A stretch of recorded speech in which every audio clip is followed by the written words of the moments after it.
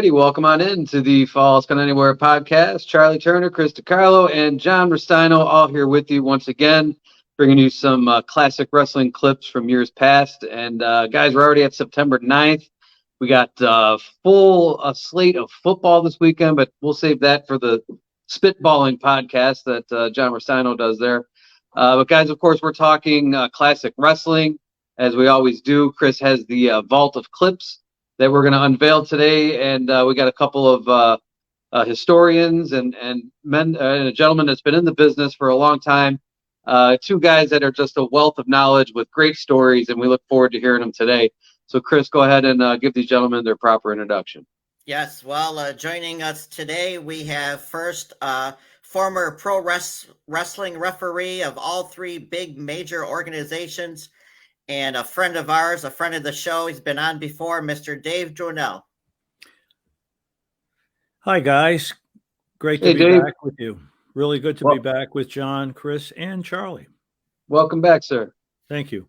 And also, of course, a friend, a longtime guest, great historian of not just the AWA, but all the territories, Mr. George Schire. Good morning, guys, and Dave. Good to be on. Hi, George. Good to have you back, George. Thank you.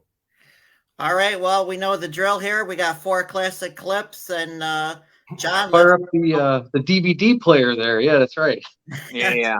Now, listen, they might not be in the order they were sent to me. Just a heads up. Okay. All right. I apologize. Here we go. Drew. I'm fired. As you see, Abdullah the Butcher and the great Mephisto has joined me here. As I understand it, you, sir, are now... This is Columbus, out of Columbus, Georgia, wrestling TV. Very rare. Wish I could get some more of it. Steve Regal. Wow, Steven Regal. Yeah, there's 2 Steve Regals. This was the first one. Ah, very good. And then you know the other one. Learn something new every day on this show.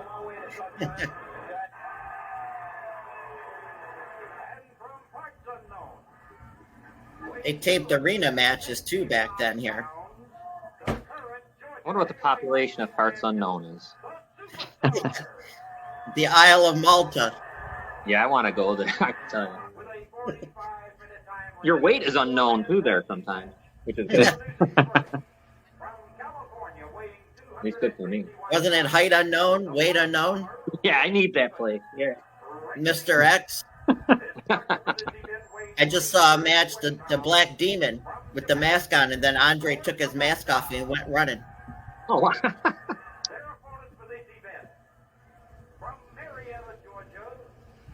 wow. The Armstrong.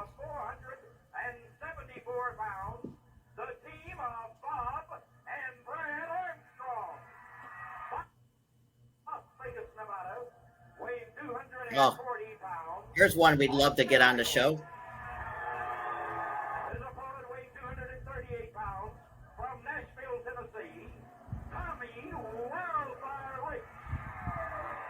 Yeah, there he is. So, guys, that was rare footage that I have of Columbus TV, but it was Columbus, Georgia. I wish there was more. I don't know if you guys know about it. Well, we saw the great Mephisto, and you know there is a mind in the business. Frankie Kane, he had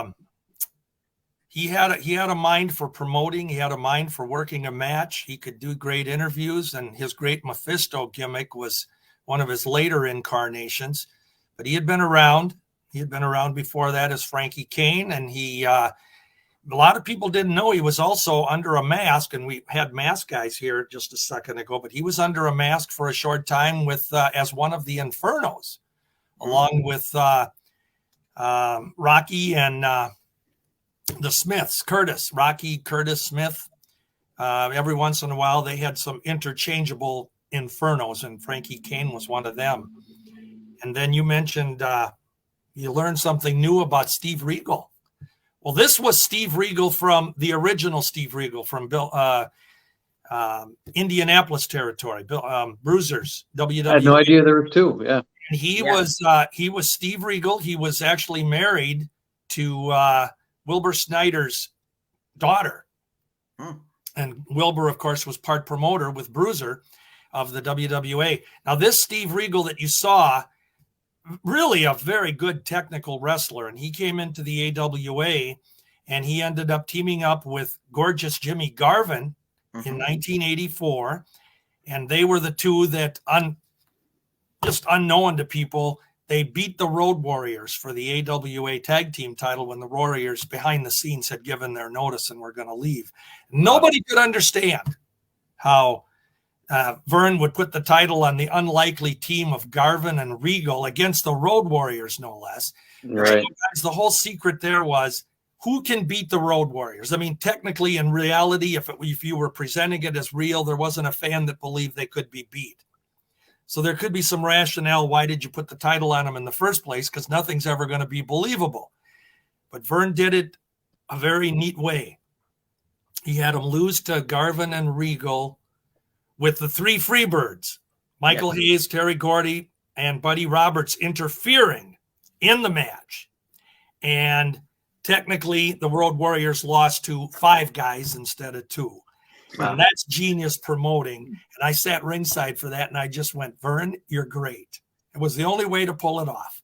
So, and then the mask guys. And Dave, now you give us some of your thoughts. I'm sure you got many. Well, unfortunately, I never worked as far down as Georgia. But the second Steve Regal, did he wrestle as under any other name besides Steve Regal? William Regal. William Regal, yeah, that's right. He started out as Steve Regal in the South, I believe. Yes. And then Vince brought him in, and he was Lord. Was it Lord William Regal? Something like that. Yeah. I like that Blue Bloods. Yeah.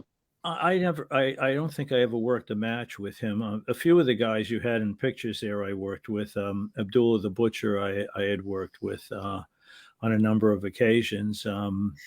I should say, I'm glad to say, or I'm not glad to say, he was a bit glad you survived. A bit unorthodox. I don't know if I had told the story the last time, but I was in a cage with him and Bam Bam Bigelow.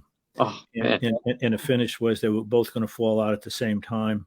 And after trying 3 times, Abdullah looks at me and he goes, God damn, I'm hungry. Let's get out of here. Oh, look, I'll push you. You fall out and we all go get something to eat. So I said, all right, well, we'll do that. And another time he was in the ring where he was, it was a tag team match. And Cousin Luke had been hit with the wrong end of a chair by, I'm trying to think who the guy was. I can't remember his name now.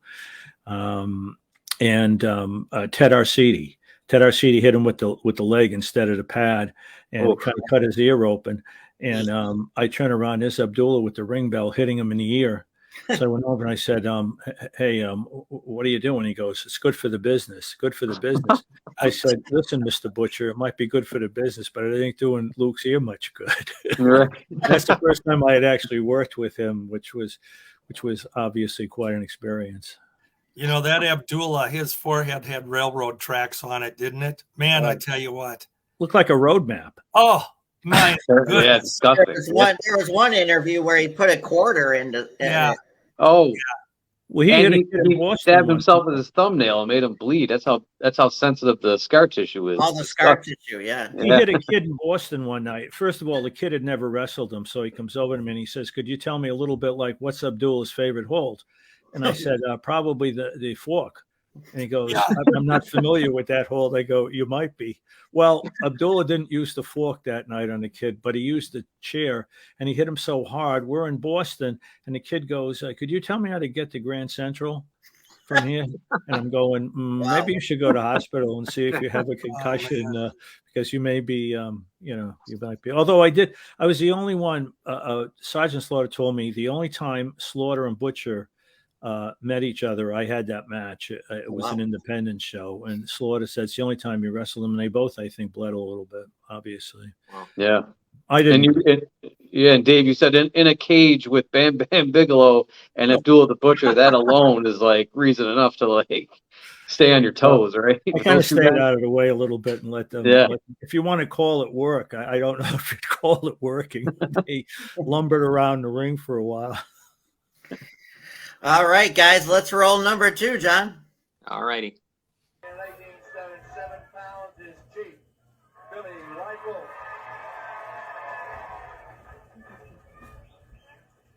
Yeah, we just sad news here. Billy White Wolf, aka Sheik Adnan LKC, passed away about a week or two ago.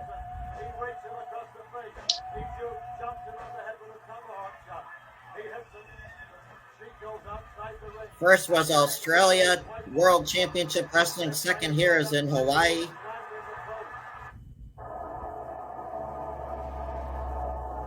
Here we have the angle where Ken Patera supposedly broke his neck. Oh.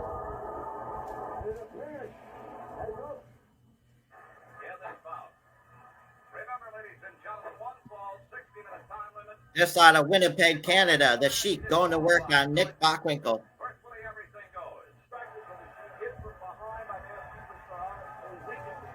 Winnipeg again against Crusher Jerry Blackwell.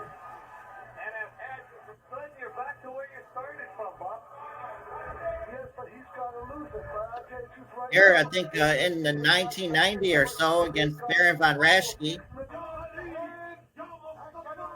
Oh, there we go. Yeah, a little. There we go. We know a quick General Adnan. Went to see him. God bless his soul. That was very done. And he said, I'm from Minneapolis. And with the Iron Sheik is Colonel Mustafa in that clip. Yeah, so obviously, George, as I said, unfortunately, Billy White Wolf, aka Sheik Adnan LKC, passed away about a week or two ago, and I had to throw those clips in there because of that. You know, it's always amazing to me with pro wrestling and the foreigners that we had in the business. How often can a guy from Baghdad, Iraq, become a Native American and be popular? And that was Billy White Wolf. Very popular wrestler, Pacific Northwest, in Texas, obviously out in the WWF for a while with Jay Strongbow, who himself was not a Native American. He was an Italian. You gotta love wrestling. Yeah. And the thing I saw in one of those clips, you had in Australia, you had Billy White Wolf against Ed Farhat, the Sheik. So it was kind of interesting that later on we got Adnan as the Sheik here. And then you showed that clip with Ken Patera putting the swinging full Nelson, as he somehow referred to it, and he injured. That was how Billy White Wolf left the WWF in the early 80s, or very early 80. And he came into the AWA, Billy did, or Adnan did. And it's ironic that just a couple years later, he was teamed with Ken Patera. He bought Ken Patera with a suitcase of money from Bobby Heenan. And Ken Patera became a Sheik Lawrence of Arabia, he called him, along with Jerry Blackwell, who was Sheik Ayatollah Jerry Blackwell. But it's ironic how it plays, you know, and fans in that kayfabe era, they had no clue that Billy White Wolf and Sheik Adnan were the same. And then your final clip with General Adnan, with Sergeant Slaughter selling out, another sellout. You know, oh my God, how can you sell out America? And then teaming with the Khosrow Vasiri, the Iron Sheik. Always interesting to me, Iraq and Iran were together in kind of a weird. So, wow, pro wrestling. You just got to love how they intertwang the storylines. Go ahead, Dave. Yeah. The Sheik was like built for that, right? I mean, being Iron Sheik with Nikolai Volkov when the Cold War was going on in the 80s. And then, of course, with the Iraq War going on, he changed it over to Colonel Mustafa, and great instigator, great heel. But yeah, Dave, your thoughts on that? Well, there's a clip from Madison Square Garden. I did a run-in. Adnan LKC and Slaughter had the American flag. They were wrestling Hogan and Jim Duggan, and they threw Duggan out of the ring, and the two of them were really beating the crap out of Hogan. So they called for a couple referees, myself included. We hit the ring. And Adnan LKC actually threw me across the ring twice because I was trying to get in there and break it up. And it was kind of fun working with him. And after the match, he said, "I hope it wasn't too rough." I said, "Oh, no. That was cool. That was cool." But he certainly helped to sell the gimmick, in the Garden with Slaughter and it's sad. How old was he? Do you know when he passed away? 84 when he passed away. Yeah. I'd also add, you had a clip in there with Nick Bockwinkel wrestling against Sheik. And I had talked a moment ago on our other clippings with Steve Regal about Genius Promoting. The Sheik versus Nick matches took place in the summer of 1981. And what had happened was Vern Gagne had retired from wrestling, his first real retirement. He had a couple of comebacks, which were good for the business, but his retirement in 81. And he retired as champion, beating Nick Bockwinkel in his last match, and he retired as champion. Well, they put the title on Nick. Stanley Blackburn, of the AWA, said we can't afford to have a long tournament. And based on Nick being former champ and being the number one contender, we've granted him the title, which was, I'm telling you, it was so unpopular with the fans. Just everybody was upset that he had the title handed to him. They should have had a tournament. They should have had elimination matches. Well, Vern, in his Genius Promoting, he decided that what he was going to do was put the Sheik, Adnan Casey, against Nick Bockwinkel. And for the summer series around the AWA, I think each city had 3 or 4 matches between the two of them. That was Winnipeg. Yeah, and we had 4 different matches in the Twin Cities. But the deal is that the fans were upset with Nick being champion because of that handed to him. But when they put him against the Sheik, even though Nick was still hated, the fans cheered USA, USA, USA, because Sheik was bragging that he was going to get the title and go back to Baghdad. And nobody would be able to afford him to come back and defend the title. And so the fans rallied behind Nick Bockwinkel. Now, when that series was over, Sheik went on into a feud with Baron von Raschke, who we saw in one of your clips. And then Nick was on defending the title. And fans, no offense to them, they have short attention spans. And they forgot how Nick got the title, and they were booing him again to, win over Billy Robinson or whatever babyface he was with. Genius Promoting. And then, of course, they did that again in 1986 after Hansen took off and handed the belt to Bockwinkel again. Yep. I liked the Bockwinkel, heel or face, so it didn't matter to me. I was cool with it. Well, I was a fan. Yes. And one of the greatest ring technicians. He was fantastic. I think I mentioned the last time I had the pleasure of refereeing him against Rick Martel. Oh, wow. And they won about 20 minutes. And Buddy Rogers was in the corner of Bockwinkel.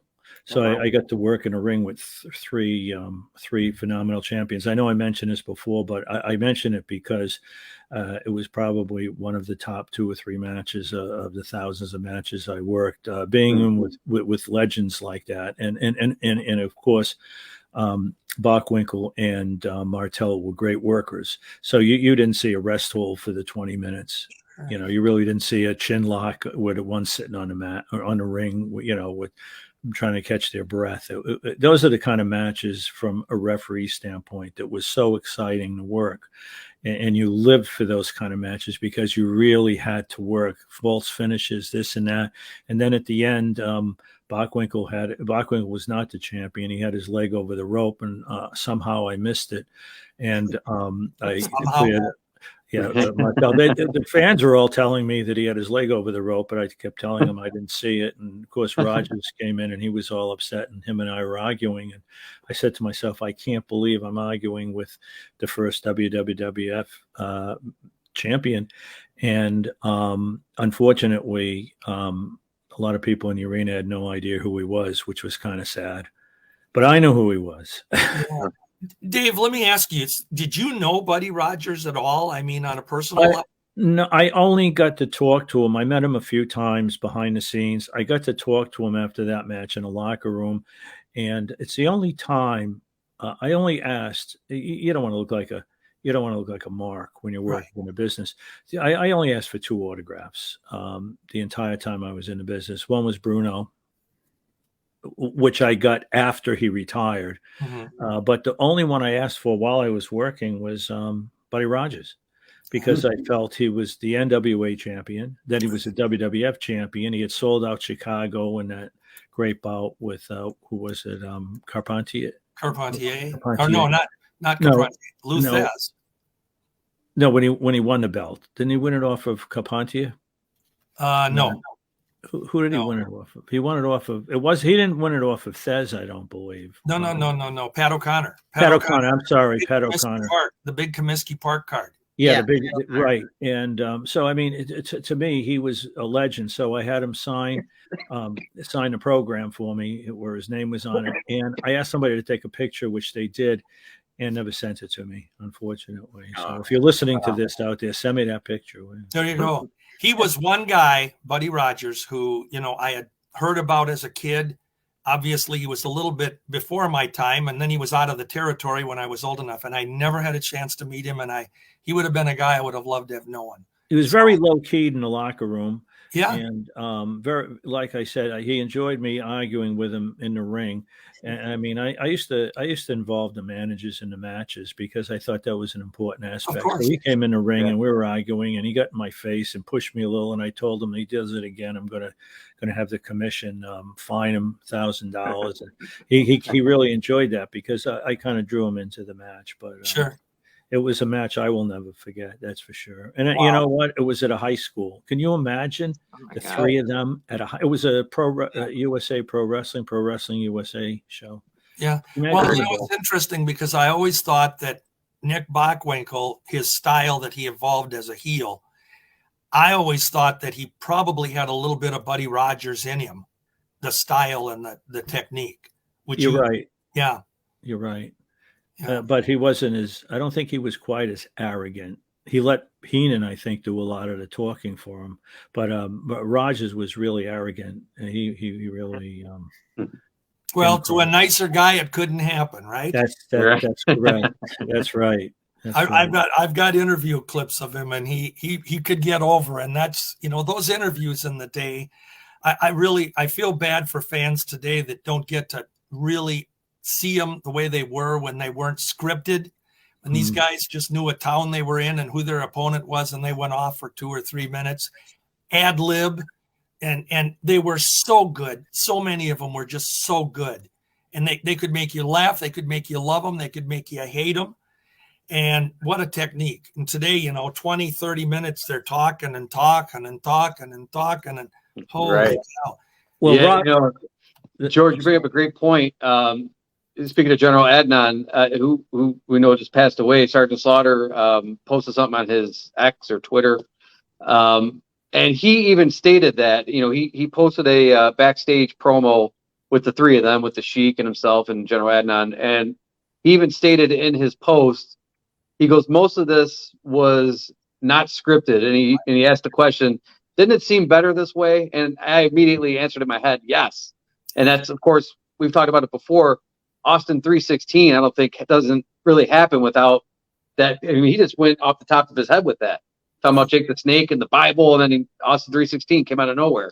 And Cheek mentioned that, or Slaughter mentioned that as well. Yeah, and it's so sad because the promotions, let's just say WWF or WWE at this point, they took the imagination of the performers out of it, and everything had to be scripted, and they got to learn these long scripts.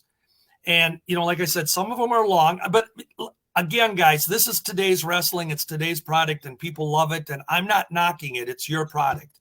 I'm just saying that from our standpoint, when Nick Bockwinkel or Ray Stevens or Mad Dog Vachon or Bruno Sammartino or Bruiser or whoever it was, when they came out, you wanted to listen to them and you had a short time period and it was right off the cuff. I mean, sometimes you just chuckled. And Bobby Heenan, oh my God, that man, if you'd have given him a script, he'd have stumbled over his tongue. Right. He needed to be carefree and do it. So it's a lost era. And if you can catch them on YouTube or whatever, spend an afternoon and listen to these guys. They were all so good. I wanted to ask George a question. I understand that the NWA really didn't want to make Buddy Rogers champion. They thought he was too flamboyant. And is that correct? Yes, it is. The problem was Lou Thez. Lou Thez, as everybody knows, was kind of the poster child for the NWA. And Lou, in his stubborn way, whether you agree or don't agree, he did not want to put a performer over versus a real wrestler. Oh, okay. And he had problems with Buddy Rogers. And, Buddy, they could make money together, but Lou, he wanted it to be a real wrestler. And when he lost the title in 57, when Lou lost it, he would only lose it to a wrestler, and he picked Dick Hutton.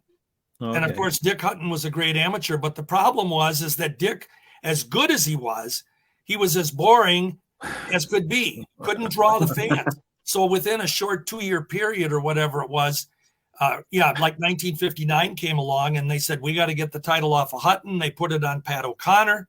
Mm-hmm. Well, then Pat O'Connor was, again, a real wrestler. People Right. respected him. Yeah. But he agreed to put it on to Buddy in 61, which we alluded to a bit ago at Comiskey Park, that big sellout at the time. So And when Buddy was done in 63, he was going to lose it to Thez. And he didn't want to lose to Thez. okay. But the NWA wanted Thez to take it back. And true story, guys, Thez told Buddy, he said, we can do this the easy way or we can do it the hard way. In other words, you're going to lose to me, but you're going to do it, or I'm going to, I'll send you home in a garbage bag, I mean, and Lou could do it. And they just had that animosity between them.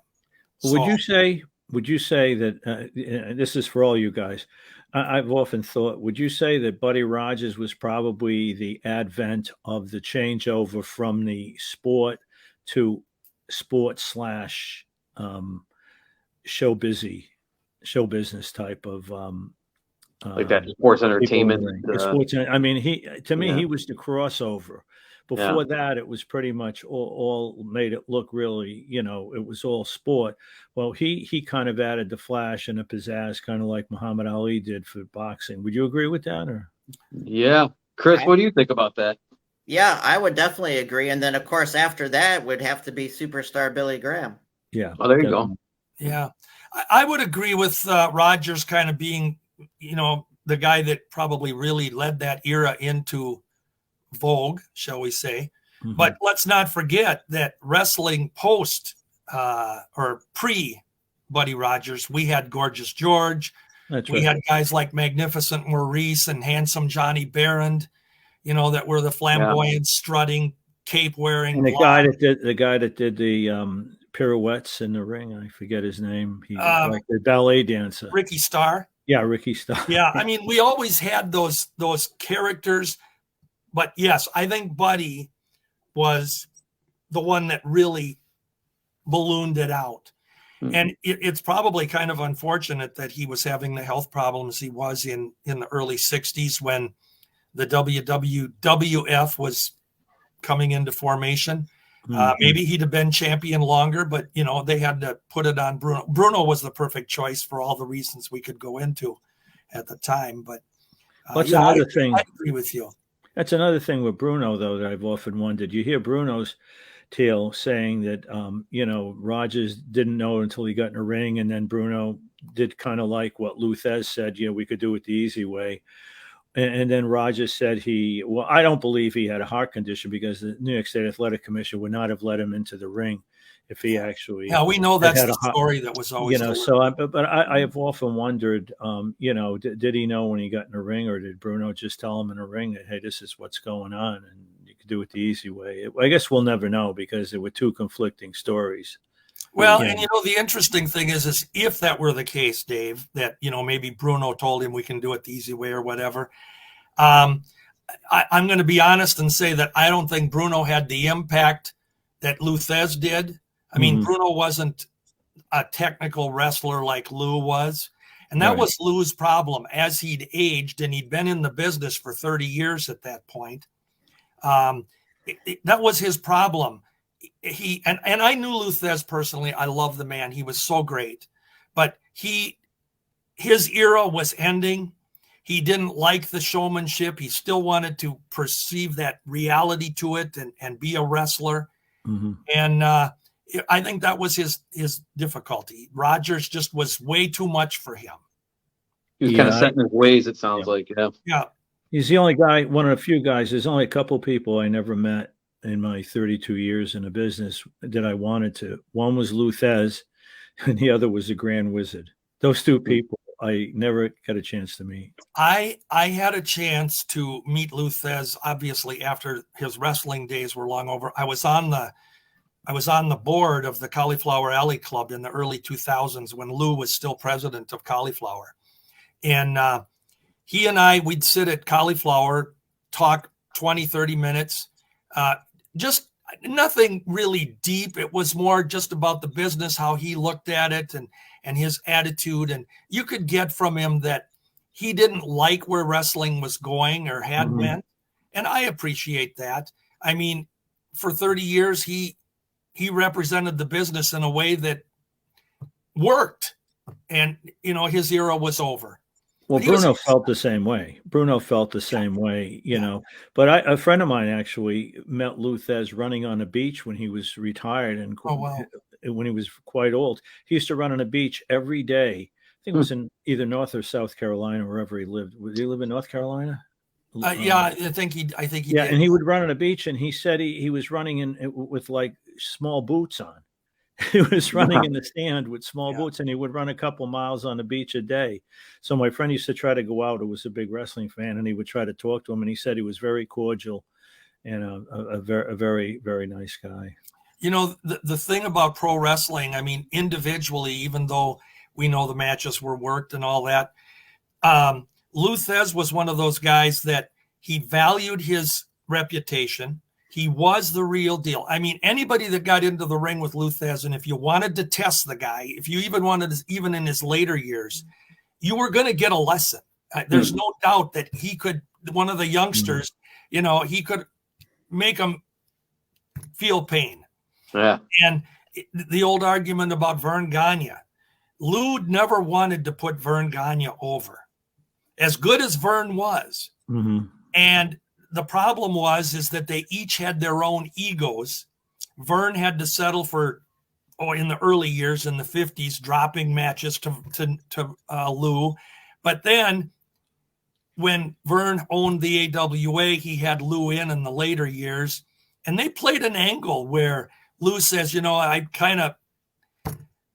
blew Vern off and I didn't appreciate him. And, I'm hoping that we can have some matches together. And I had a chance to see them together at Cauliflower. They entered the ring, the small ring they had in Newton, Iowa at the time where the Hall of Fame was. And they both got in the ring. I actually took pictures of it. I have them. And they were kind of like they were going to square off. And they were chatting about how, you were so damn stubborn, you wouldn't put me over in the match. And it was fun to listen to. I'm sure. Yeah. Well, guys, let's take a quick break. We got 2 more to go. Digits 988 can save a life. If you or someone you know is having thoughts of suicide or experiencing a mental health or substance use crisis, 988 provides connection to free confidential support. There is hope. The Lifeline works. For 24/7 confidential support, just call, text, or chat 988.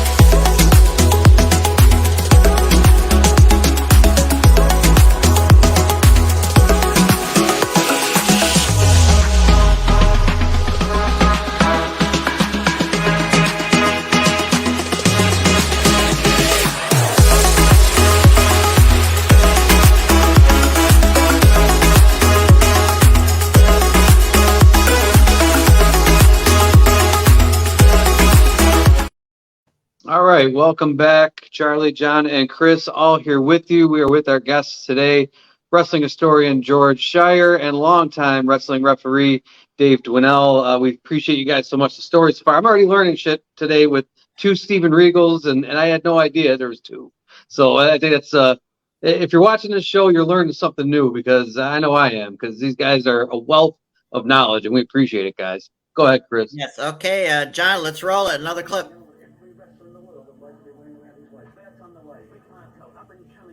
We kind of talked about this last week, but we're going to see here different matches between two wrestlers that went through different territories. And here we see, of course, Harley Race, Rick Martel.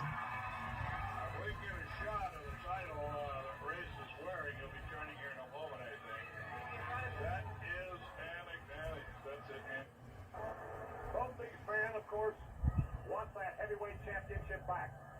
They've had it before. And then we see Jimmy Snuka against Buddy Rose, different territories.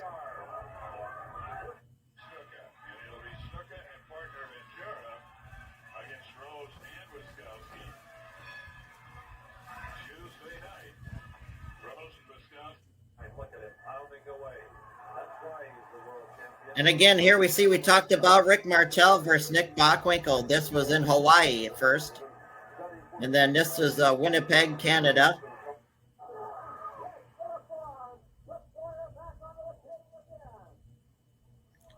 This last one here, the footage, obviously old here. Tommy Rich, Mad Dog, Buzz Sawyer went through different territories. So we good stuff there, yeah. Kind of talked about that last week, George, but we saw here, the theme of this one was like Race Martel wrestled three different territories, and same thing with the other matches that we saw. Their matches went through different territories over the years. Yeah, and that was the interesting thing back in those years. That one, that clip you showed of the Wrestle Rock is what that was from 1986 in the AWA. Many consider it Vern Gagne's last hurrah in the AWA. It was a card that had, I don't know, 15, 16, 17, 18 matches on it. Really too many matches. I mean, they could have taken some off and put more story and angle into some of them. But I'm telling you, the one match that I was most excited to see on that card was the Race versus Martel, because this was Race returning to the AWA after a lot of years. And I loved it when, if you listen to that commentary for just a moment there, Rod Trongard, who was doing the commentary, he said, both men are former champions. Both men want the title back. Well, that was breaking kayfabe a little bit, because they weren't differentiating against NWA versus AWA, because Harley was never AWA champ. Martel had been, but not Race. So that little stuff you pick up, it was great. And their match was great. You had Nick in there. We've said it all the time. I liked your Rose and De Beers. Well, I say De Beers. It was Ed Muskowski, but we had him as Colonel De Beers in the AWA. But Buddy Rose, I saw him when he broke into the business. We were friends. Not great friends, but we were friends in 72, 73. And I talked with Paul Pershman many times. And when he got into the business, and man, he exploded. One of the best talents ever. That Pacific Northwest footage is great. I have a lot of it, and every territory, as everybody knows here. Go ahead, Dave. Well, basically, I have to say the matches, as I mentioned earlier, that I got most excited about to be able to referee were the true champions, in my opinion, of the classic era. And I worked with Harley on a couple occasions when he was with the WWF. Unfortunately, he was as the king with the robe, and I never liked that. I felt it was cheapening his tremendous ability. They put the purple cape on him, and they gave him the Burger King crown. And the first time we worked, I remember it distinctly. There's certain things, I'm 74, and took place probably 30, 40 years ago. Yeah. But I remember it was at a huge Catholic high school out in Brooklyn, I believe. And it was the only time that WWF show didn't start on time. It started 40 minutes late because there were fans 3 blocks long to get into the stadium at bell time. So I had the race match, and I was excited to go in and talk to him for a few minutes. And he was sitting on a bench by himself, and very humble man. He impressed me as being tremendously humble. So I went in and introduced myself, as I always did, as his referee for the evening. And I remember distinctly saying, and I have to say, it's a real pleasure and honor to be able to be in a ring with someone of your whatever. And he was getting embarrassed, I think. So I knocked it off. But I mean, I was just like, it was one of those times where you just, you were really psyched for a match. Some matches you would not get up for, but this match I think he wrestled Corporal Kirshner, but I'm not positive. But at any rate, we talked for about 5 minutes, and he could see that I was interested in wrestling, and I knew about the sport, and I wasn't just one of these New York State officials that was like, whatever. So we had a nice chance to talk. We worked in a ring. I think the match went about 15 minutes, and he let Kirshner, who was not near his talent. Sorry, Corporal, if you're listening, but he let him work. The great ones would let you work and let you do things and make you look good, rather than just, he could have done a squash match on the guy. Backlund was like that also. Bob Backlund would wrestle somebody when he had left WWF. I had him in some high school shows with Northeast Wrestling or college shows, and he'd be wrestling a local guy and he'd make the guy look good. I mean, these are true professionals. They understood the business. You don't go in a ring and you squash somebody. Make the crowd react to the guy doing a little bit of a comeback on you, something like that. And how did that night. Backlund used to do it, and just impressed me. One of the gods of the pantheon to me in wrestling. I have him on the show, believe me. Yeah, I got to admit, guys, like a lot of my wrestling, history is 80s WWF and, the territory stuff. A lot of it, like I said, I'm learning as we go here. 2 Steven Regals. Who knew, right? I didn't know that. But a name that's come up on this show already a few times, and a guy that's a huge omission in the WWE Hall of Fame, Chris, I know we've talked about it, Rick Martel. What I really knew about him as a kid was, the Can-Am connection, him and Tom Zink, and then him and Tito Santana, and then the model with the arrogance and all that stuff. So I never really thought of him that way. And as we look at these older clips of the groundwork he laid before the WWF, man, what a career Rick Martel had. And talk about a guy that was deserving of a spot in the WWE Hall of Fame. Of course, we've talked about that too, where it's all in Vince's mind, but he definitely deserves more accolades than what he gets.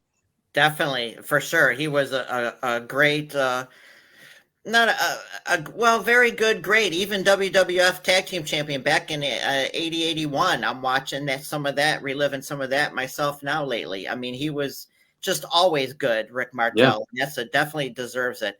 But gentlemen, we have one more clip here. Okay. And I'm talking about Carl Cox. Let me correct you a little bit on that. I've been called Carl Cox by lots of people, but most people call me Killer Carl Cox. Why did they wrestling card at the Hampton Roads Coliseum tonight? Here we talk about highlighting some announcers throughout pro wrestling, and this is Mr. David Crockett. We need to talk about one little subject because the individuals here I'm talking about. Roddy Piper, Abdul the Butcher. So glad you're with us today here on Under the Ring Pro Wrestling Conversations. Oh, it's my pleasure. Really is. So. Oh, there's some smooth glasses. You just that move. I saw that myself. Yeah, where can I get those? It's great to be with you. It's great to be here. Yeah, it's great to see you talk about the Greensboro Coliseum, one of the great venues in pro wrestling. Oh yes. Tony Schiavone looks the same to me. When I watch AEW, he looks exactly the same. Yeah, these two were great together back in 85 to 89.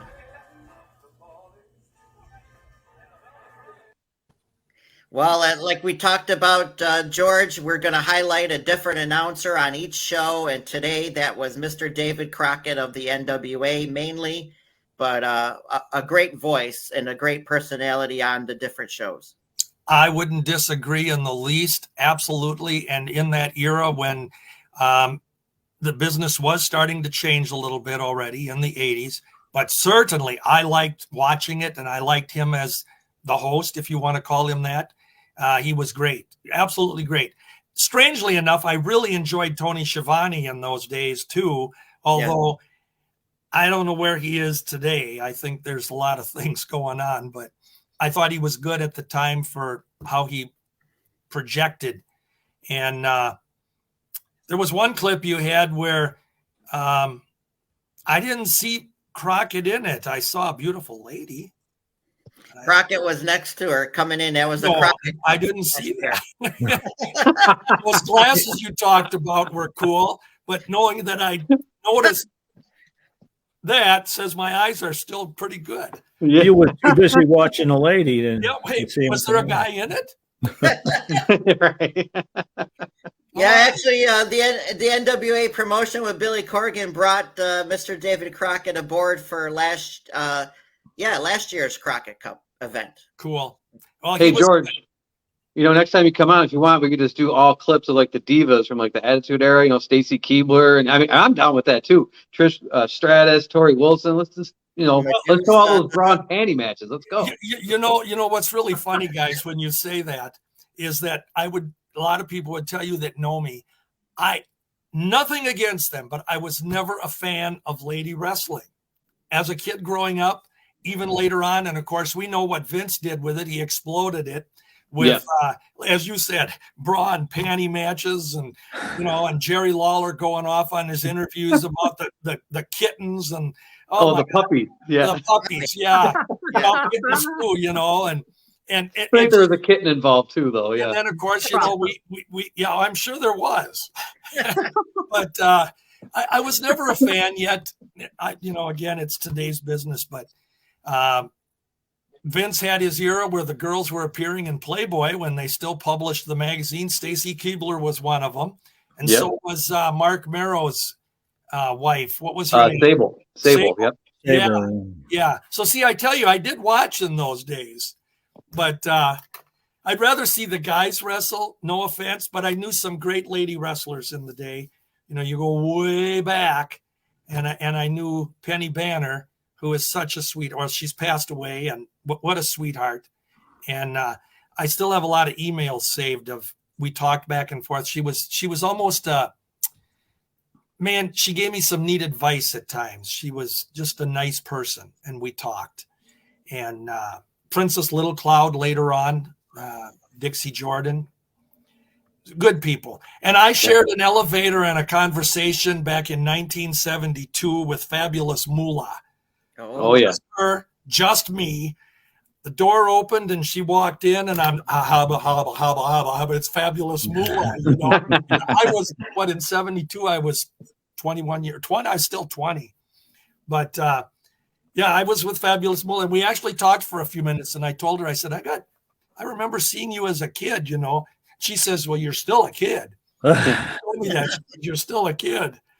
So that's I gotta, women's wrestling. I'm with you, George. Like I wasn't ever really a huge women's wrestling fan. Of course, the eye candy was nice in the Attitude Era, but I will admit it's come a long way. And in 2023, within the last, I don't know, like 5 to 7 years, it's really been elevated to where the matches are to me, they're enjoyable. To where, Charlotte Flair, Bianca Belair, Jade Cargill, they've done some great things. And I know you're not, dismissing the women's division, but no, never.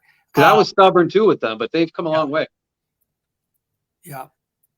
Well, I had the chance to work. I kind of was not really a great fan of the women when I was watching on TV. Of course, the women's matches were kind of few and far between when I started watching in late 50s, early 60s. But I had a chance to do one of the last when Vince had the women's tag team champions originally. I was hoping you'd chime in with something like this. I had a chance to do one of the last matches. I think Princess Victoria had gotten injured, and someone had to one of the princesses gotten injured. I don't remember the names of the girls. It's in the book, but I had a chance to work one of the last matches before they had the Jumping Bomb Angels or somebody like that. And against two really fine female wrestlers. There was also, well, I worked Moolah a couple times, several times, and that was the first time I worked with her. You're working with, again, one of the legends, like you talked about, Race and Bockwinkel and so forth. And I found her to be very. Oh, there we go. Oh, what you got there, George? This is a great book. You want to talk about lady wrestling? Not to interrupt you there, David. That's all right. But okay. I figured it just happened to be sitting here because I have looked at it recently. By Pat LaPrade and Dan Murphy, two very respected historians, and it's a great book on lady wrestling, the history of it. Very, very well done. If you're interested, you should pick it up on Amazon. Very cool. And a shout out too, guys, to Mae Young.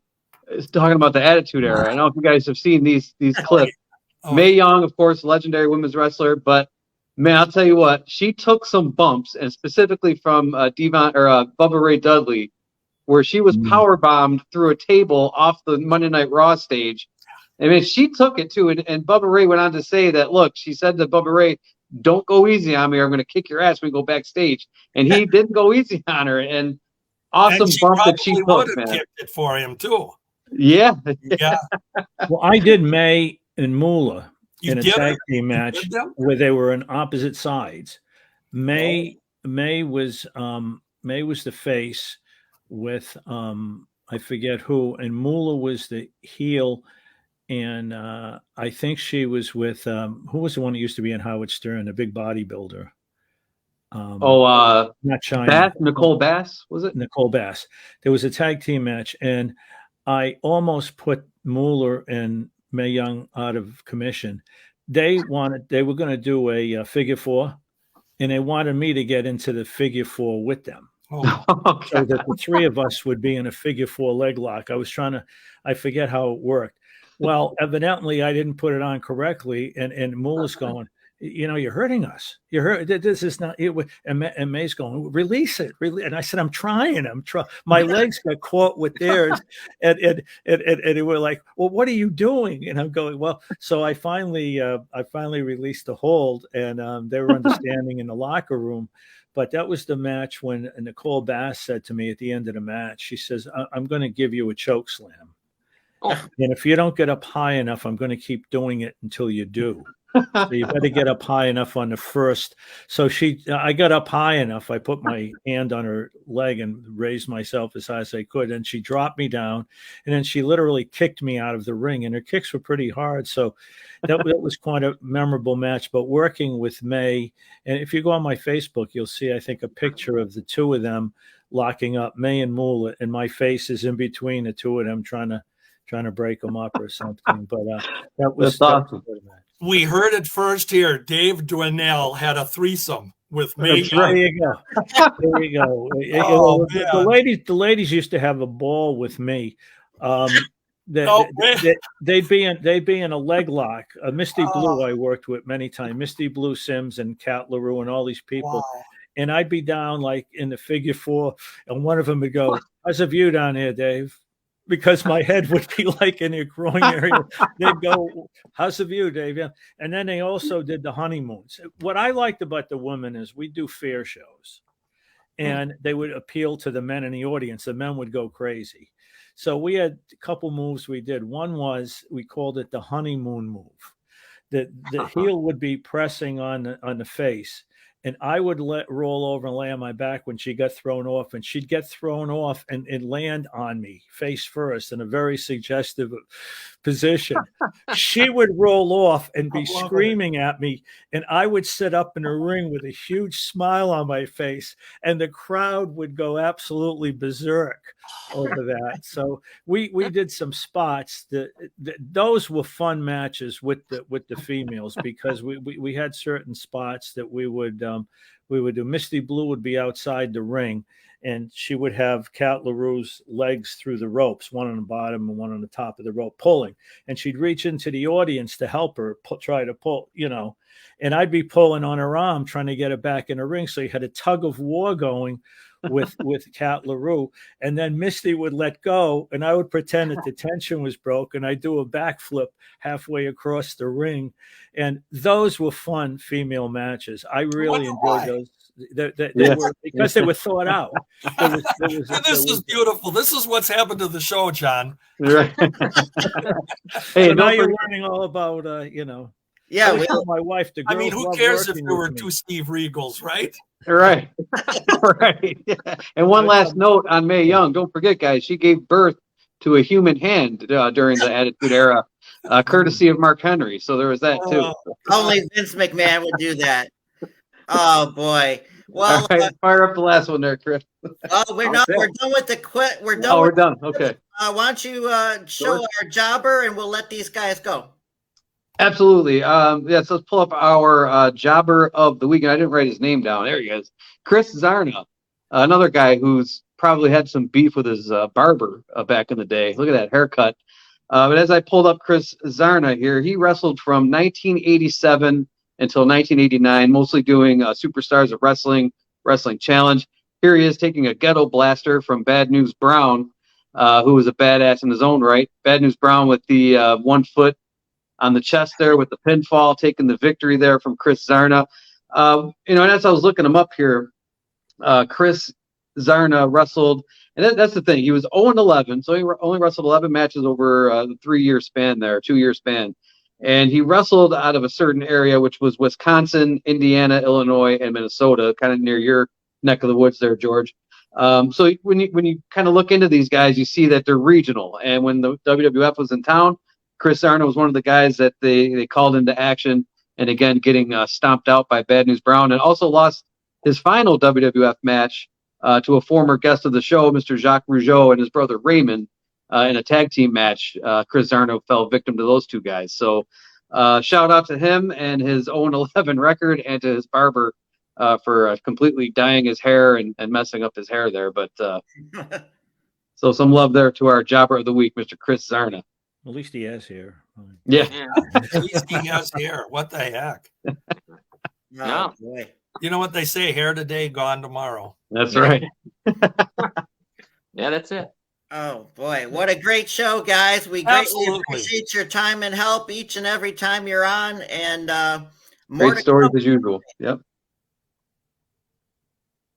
I was going to say, great stories as usual, guys. Thank you so much for joining us. Thank you for having me. Thank you, David. Great to see you. Yeah, thank you so much. Great to see you also, and all the best, everybody. You too, Dave. Take care now. Take care, George, as well. Guys, that's fun as always. Like I said, learning new things. Two Steven Regals. Like I said, who cares when we're talking about the divas, right? From back in the day. But guys, I also wanted to give a shout out. There's a Facebook page that I discovered through our Facebook page. And it's a really great thing that they do here. Friends of the Squared Circle. It's a Facebook page that specifically they'll tag wrestling podcasts, just random podcasts like our own. So when you join the page, they'll put it in the comments and they'll say, hey, follow these guys.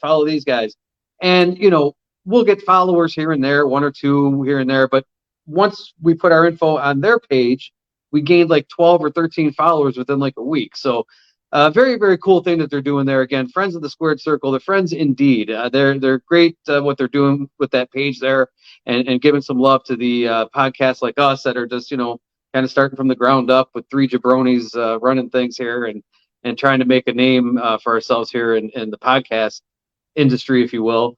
So again, much love to those guys for doing what they do. I think it's a cool concept to get other podcast names out there. Also wanted to give a shout out. You guys know one of my favorite wrestlers is Gunther, and he has officially broken the record for the longest reigning IC Intercontinental title reign in the WWF history, WWE history, now surpassing the Honky Tonk Man, becoming the longest reigning Intercontinental Championship holder of all time at 454 days. So the Ring General Gunther, my boy, who is kicking ass and taking names with that title. And, the only way I'd want to see him lose, if he were to lose, he's going to lose eventually. Okay, fine. But then elevate him up to that main event part of the roster, because I think he deserves it. I think he's a guy that can carry it. So definitely very good stuff. Very good. Before we go here, John, we'd like to thank our friends across all our platforms, of course, here on Facebook. And also we are on Twitter at X, at Count Anywhere. When I put it in, it's still Twitter, so it's always Yeah, Twitter. that's all right. Elon Musk is a jabroni. But anyway, go ahead. Yeah, so Twitter/X at Count Anywhere. Also, our YouTube channel there, Friends with the Z Media Network. Put that all in together on the search on YouTube, and you can find not just this show, but John's sports shows and his political show on Monday nights. It's all there. And also, we are still on Spotify. So we'd like to thank everybody out there for continuing on with us. And guys, we're almost at that 2-year mark. Another month to go. Yeah, next I week know, I'll let you crazy. know how many episodes we've done. So we'll have a episode up. We'll start being able to count, episode 100. Okay, wherever we're yeah. at. So we'll see where we are. Yeah, good stuff. Good stuff, guys. And then John, if we have any important Yeah. information we want to give out to the public there, we are a show of the people. We like to give out some helpful information. So go ahead there, John. Well, this week it's human trafficking. Now, it doesn't matter what political you are because this has nothing to do with that. But with people coming into our country, other things going on, Yeah. you do have this. And this is, it should be acceptable for anyone. 888-373-7888. Call that number. If you see things that don't look right to you, you see a bunch of kids, you see, you can tell when what's going on. We've had a long history in the country of having people. So you got to watch because some people aren't here. They're against their will. So pay attention. 888-373-7888 is the number to call 24 hours a day, 7 days a week. It's anonymous. You won't have to give your name. You won't have to do anything. The police aren't coming to your door. Nothing's going to happen. You just give them a tip. They work on it. Hopefully they figure something out. They don't. Either way, it's just simple. Keep your eyes open because it's not just for all of us. It's not just us that live on a southern border. It could be anywhere in this entire country, in the middle, the west, wherever. So Absolutely. Yeah. Human trafficking, 888-373-7888. Thank you, John, for that information. Guys, as we wrap up here and head into mid-September, going into next week, nothing really noteworthy on the WWE, AEW side. Oh, CM Punk, well, I shouldn't say that. CM Punk has been fired. I don't know if that was that this past week or was that the week before? I don't know. We might have missed that last week, but whatever the case may be, he got into some backstage altercation. I'll wrap this up real quick with Jack Perry. And then things got heated with Tony Khan, who is the owner of, is it Tony Khan? I get the two Khans mixed up. Tony Khan with AEW. Tony Khan just came out and said, look, I was at a point where I was just afraid for my well-being because he was just so unhinged backstage. So now CM Punk is back to being a free agent. I don't know, maybe we'll see him in the WWE again. I seriously doubt it. I don't think they want to deal with him. And I don't think because of some of the shit he said about them in the past, it's just been kind of ugly. So CM Punk. What a shame.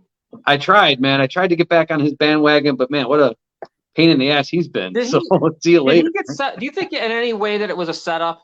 That maybe he was set up to get? I don't know, because what a weird situation, huh? I mean, so strange, yeah, bizarre. Like you'd almost think he has this is just my speculation. He'd have an issue because it's just weird. Like it come out of nowhere. But you would think after a year off, healing an injury and being suspended, that you would come back with a fresh outlook on things. And that was not the case with CM Punk. So. Yeah, let me say one last thing too, and it's sad because I think he's one of the greatest guys. Like right now, wrestling could use him. Pro wrestling, you know what I mean? He's one of the last guys in my mind that'll take the microphone, like we were saying earlier, and just be able to do it no matter where he is and talk shit about the city, all that kind of stuff. Absolutely. Yeah, I understand the altercation in the locker room probably wasn't very good between the two wrestlers and shouldn't have happened.